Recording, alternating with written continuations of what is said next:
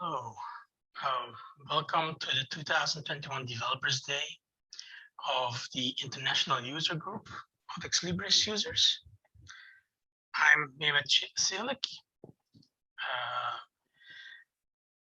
the chair of the Interoperability Group. All today's sessions will be recorded and made available on our YouTube channel. If you have questions for the presenters, ask them through the Q&A tab.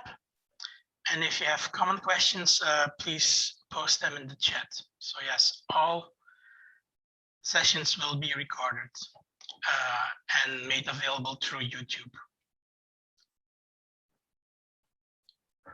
We are an active user community, and we have received registrations from over 70 countries. And the users of the community meet each other on our YouTube channel, on Slack, and once in a while when there is an idea that somebody wants to pitch, we also organize show and tell sessions. I've pasted the 3 URLs into the chat in case you want to connect to the Slack channel. This is also the place on the YouTube channel. That's also the place where all the presentations will come eventually, hopefully by the end of next week. We are an international community. This means that most of the people who will be here online, English isn't their native language, isn't their mother tongue. And sometimes things get lost in translation. If you have questions, then please feel free to ask if things aren't clear and so on. So we'll try to answer them during the conference or later on. All presentations of today are available through this link. I think one is still missing, but that will be hopefully solved by the end of today. For the presenters, so if you're not presenting, then mute yourself. If you are, then don't. You have enough time, so every presenter has 15 or 30 minutes of speaking time, plus 10 minutes of questions. So you can use both of them if you feel the need. Okay, let's get started. So some time back, I was wondering how difficult it would be to recreate the development environment for Primo with the least effort. And why would I want to do that? Because yeah, the current development environment has been there for a long time. And JavaScript as such has evolved dramatically. So we regularly have to ask ourselves if the things that we're doing are still relevant, if you cannot make processes faster, better, and less complex for new users. So I came up with a couple of topics that needed to be in the solution. So it had to use some recent build tool. The current environment uses Gulp, which is a good tool. But the version of Gulp that's been used is fairly old. And now you have different build tools which are different. Some of them claim to be zero configuration tools. So that was one of the key things that needed to be in there. And I was not eager to write new plugins or new things on top of the build tool, so it needed to work out of the box, basically. And newcomers, when they're familiar with a certain build tool, shouldn't be that difficult for them to get into the session. Yes, Ada. If you have a question, please type it into the chat.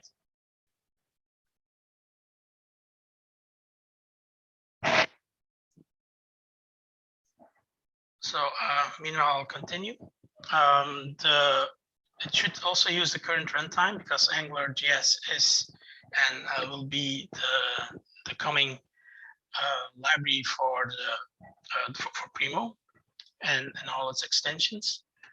And to keep an open mind, I was also trying to see if there was a possibility to extend to other frameworks. So the current package outline, if you download the package from your environment, is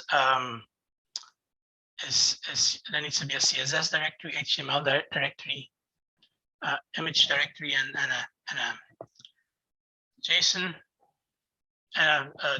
JavaScript directory. And the main thing that we will focus on today is this custom JavaScript file. So creating that one and trying to see if it comes up in our Primo environment. So as a web tool or as a packaging tool, I looked at a couple of them, and I ended up using Webpack. So here I have an empty directory, and so let's create a package and install Webpack, and I'll also install Webpack CLI just to make it easier to create our environment. I will also install HTML loader because we want to have separate HTML files loaded right into our component. Also going to install Primo Serve. This is a tool where you can proxy directories right into the Primo environment. And it's all development. So I'm going to add it to the development section of our package. So this will take a little while to get everything installed. There we go. So what we'll do now is we'll initialize our Webpack environment, and it will come and ask a couple of questions. So we want to use ECMAScript 6. We don't want the development server for now. We don't want HTML files. So we'll go for CSS only at the moment. And we'll use yarn, and we'll just override the current existing files. This will take a little while to get set up. There we go. So we'll open our code editor just to make it a bit easier for us. So I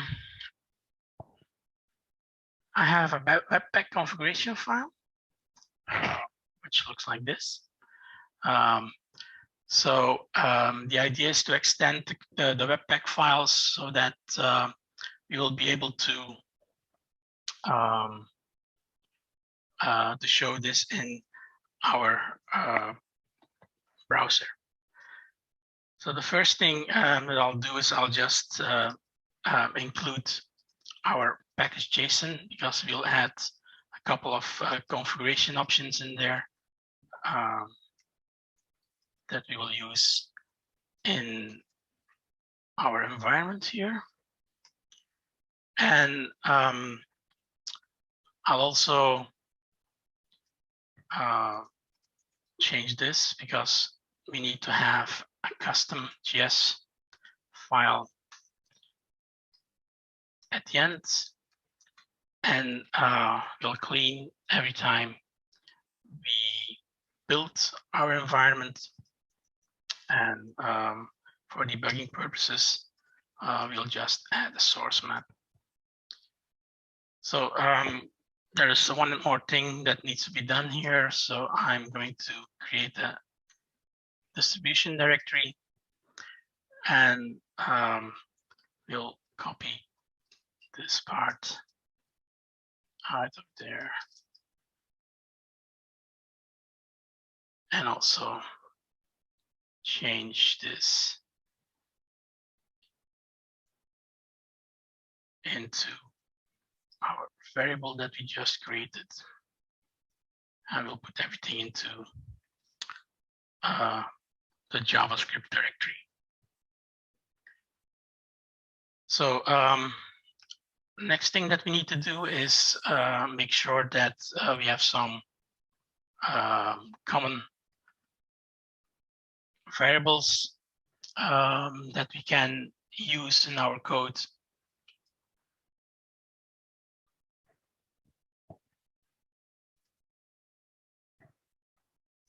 And that would make it easier to configure the whole thing. So we'll need a URL, our Primo URL. We'll need an institution,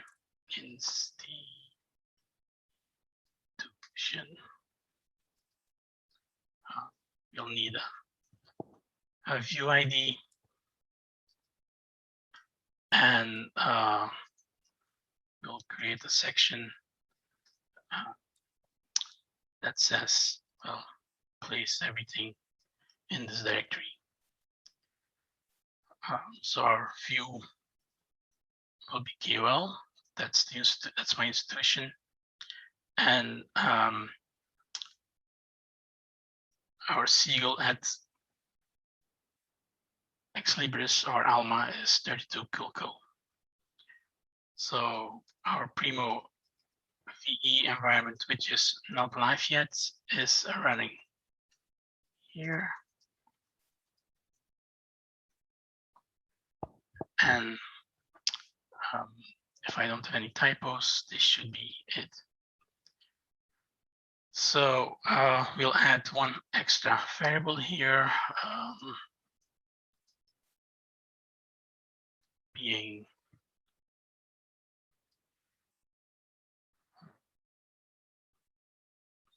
the distribution directory. It should be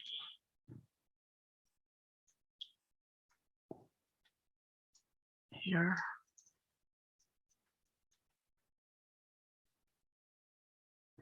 I'll read it out of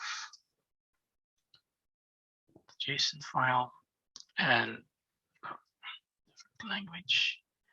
So we'll go here for our view ID. I think this is it for our configuration.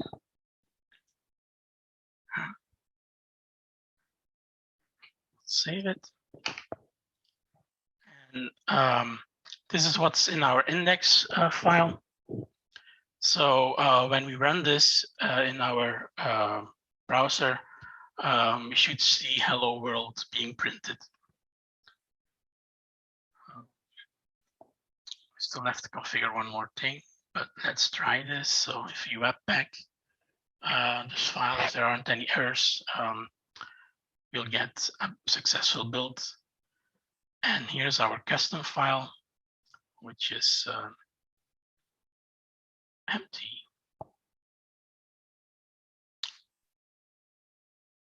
Oddly.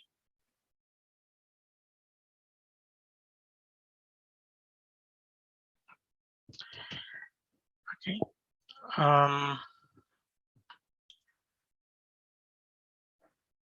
So we have that. There's one extra thing that I'll add to our package JSON. And that's a way to serve these files. So we are using Primo serve. I'll just copy the whole line. So what we are doing here is we are running Primo serve with the VE option, which means that it needs to write a different URL for Primo VE. Our view, which is here in our package, so npm package points to the package.json file, and herein we're looking at Primo institution colon our view ID. They also take our Primo URL and the distribution folder where it should read all the files from. So if we run this serve,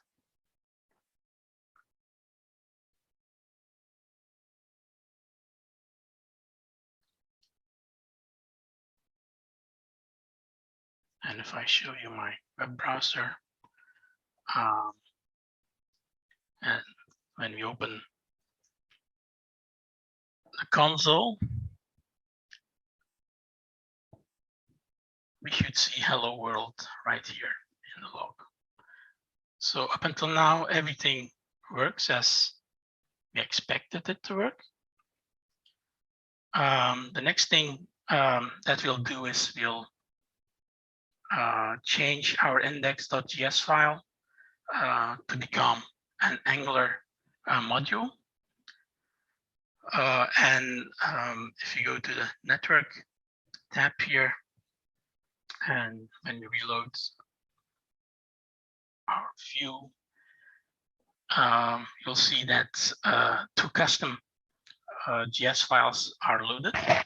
One is a central package, and the other one is our view package. And what we are looking at changing or updating now is our custom.js package. So let me drag this away. So how do we get this thing going? So first of all, we'll create an application, and we'll create a module. It needs to have a specific name, view custom.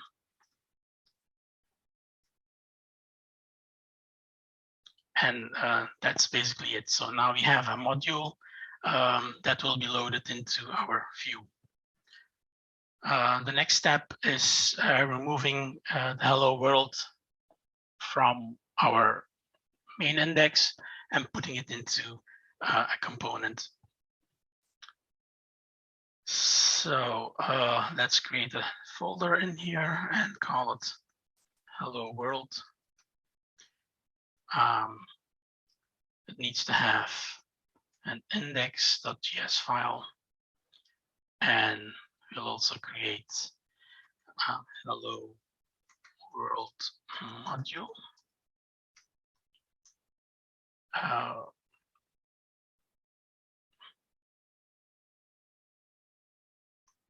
And we'll also create a hello world HTML file. So first step is we'll remove our hello world from our custom.js folder and add it into our HTML file. So let's should show it. Let's just add it in here. So what this will do is we'll print hello world into the DOM of the page. So that's done. So now we'll create our module. First thing that we'll do is import the HTML from hello world HTML file. I know you don't need to add the suffixes, but it makes it clear for me. Then we'll export our Angular module so we can reference it later, and we'll create this hello world thing.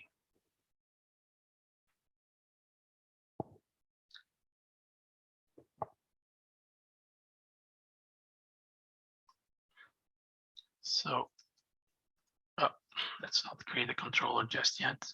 We just want to create a component. We'll bind the component to the Primo search after placeholder.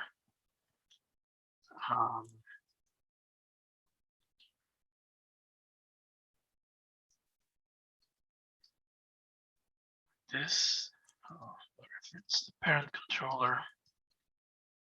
So all fairly standard, and we're reference the hello world HTML template from here. So we're almost done. Just need to do 3 more things. One is to expose the hello world to our custom view file. Do that here. So we'll say just import this module and export it. That's hello world. Okay. So now we can import our hello world into our component here. So we can say import hello world, and we can add it to the view custom component. I'm remembering that we forgot one configuration option here. We did not tell Webpack how to deal with HTML files. So let's do that.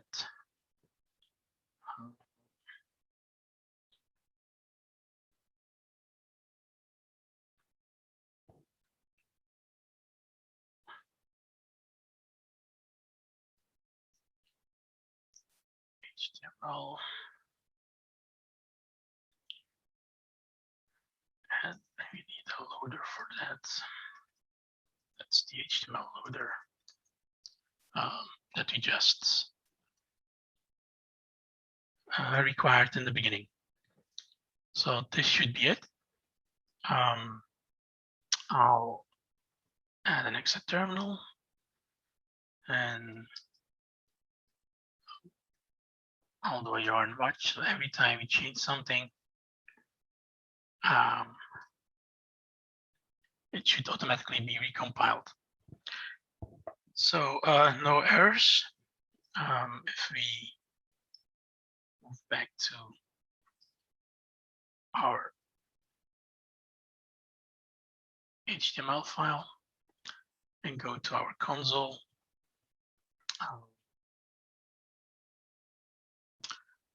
we'll see hello world printed here as a component. So we can make it a bit more trickier. So we can add a controller to our component. We'll call it the hello world controller.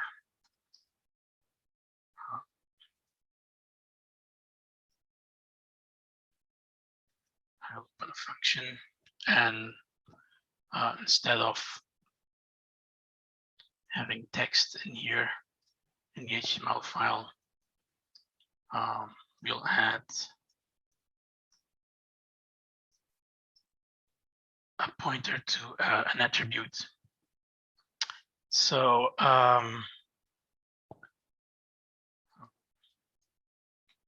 so we'll just add hello world in here and reference the controller.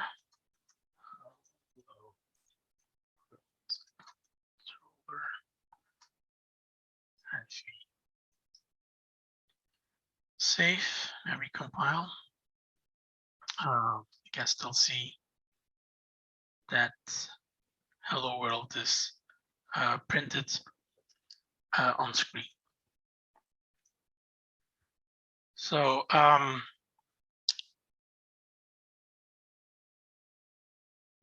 what did we do? Just to summarize, we created a Webpack environment. We did some configuration, not too much. That told the Webpack compiler or processor that we needed a custom.js file that needed to put it into our distribution folder under the JS directory.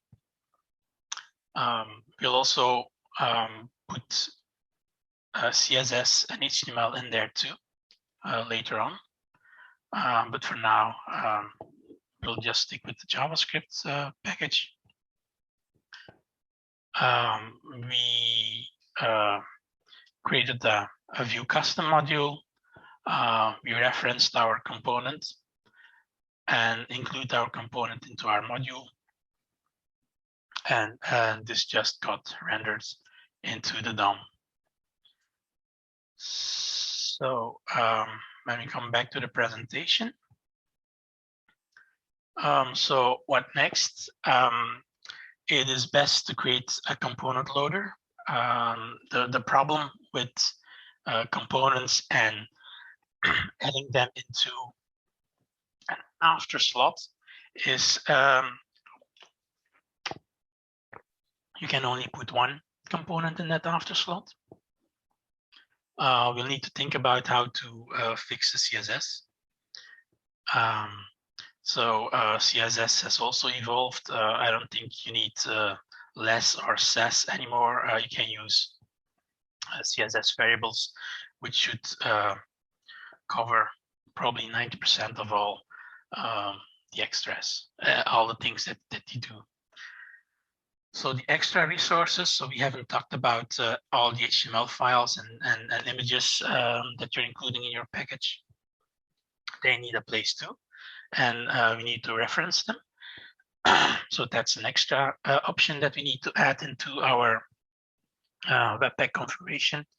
And we need to think of packaging because now there's only one view. But I'm guessing, or at least in my institution, it's the case. You have multiple views, and it would be great to only have one Webpack configuration file where you can put all your views in and compile them just by running one command. This is in a nutshell how we can upgrade the Primo Development Environment, and still needs to be a lot of tinkering that needs to be done, a lot of issues that need to be solved. But we are using this approach at one of our customers where we do consultancy for in Zurich. And it just works. So if you have any questions, I'll like to see them in the Q&A. And